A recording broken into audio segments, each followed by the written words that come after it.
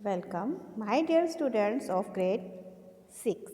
In this video, we are going to learn about how this vast and popular empire came to at the end. Means इस बड़ी empire का धीरे धीरे अंत कैसे हुआ, किस प्रकार ये डिक्लाइन हो गई है, इसके बारे में हम स्टडी करेंगे इस वीडियो में। लास्ट वीडियो में हमने स्टडी किया था कि मौर्य एम्पायर का एडमिनिस्ट्रेशन सिस्टम कैसा था। Today we will study about the decline of Maurya empire. Let us start today's work. Decline of the Maurya empire. Ashoka was succeeded by a series of weak rulers.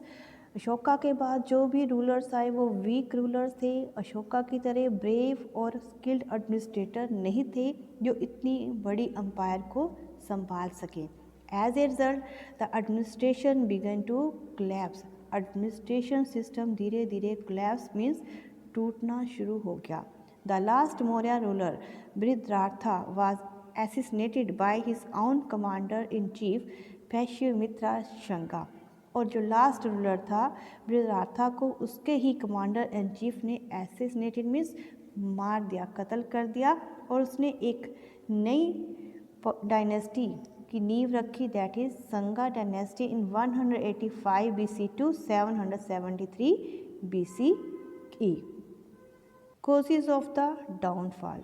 अब इतनी बड़ी एम्पायर के क्या कारण थे जिस कारण से धीरे धीरे उसका अंत हो गया, वो डिक्लाइन होगी।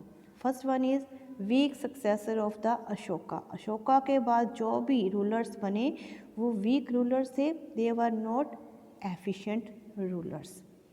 सेकेंडली लॉलेसनेस, म्यूचुअल राइवलरीज, अनक्रेज्ड court intrigues and weakened the king's authority. Lawlessness prevailed everywhere. Means जो उनकी कोर्ट के अंदर ही जो करप्ट मिनिस्टर से धीरे धीरे उनके कारण वहाँ का लॉ सिस्टम जो था, जो रूल्स एंड रेगुलेशंस बनाए जा रहे थे, वो धीरे धीरे वीक होता जा रहा था, जिस कारण से राजा की पावर भी कम होती जा रही थी। Vast extent of the empire. It was quite impossible for the weak successor of Ashoka to control such a vast empire.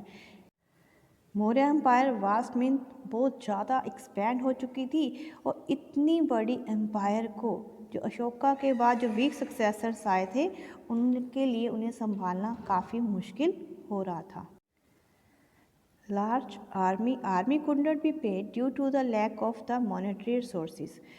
और एम्पायर बहुत ज़्यादा बड़ी थी जिस कारण से आर्मी भी लार्ज थी, काफ़ी थी, और इतनी बड़ी आर्मी को इनकम देना मुश्किल हो रहा था क्योंकि मॉनेटरी रिसोर्सेज उनके कम होते जा रहे थे। Ahimsa, the strict adherence to the policy of the ahimsa subsided the fighting spirit of the army. जब अशोका ने पॉलिसी अपना ली थी अहिंसा मीन्स अब वो किसी के साथ वॉर नहीं करेंगे, कोई किसी के साथ हिंसा नहीं करेगा, जिस कारण से धीरे धीरे आर्मी की जो फाइटिंग स्पिरिट थी वो कम होती जा रही थी। Foreign invasion, the foreign invasion of the foreign rulers and the inner riots mostly of the friends of the empire might have weaken the empire.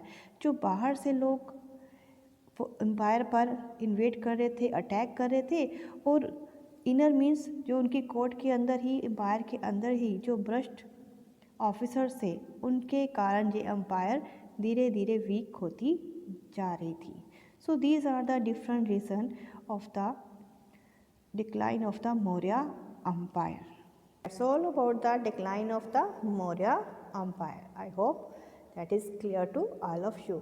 In this chapter, the first empire, Maurya Empire, we have studied about the foundation of the Maurya Empire, their different rulers, and why Ashoka leave the war, उसने लड़ाई करना क्यों छोड़ दिया, the Ashoka's Dhamma administration system of the empire.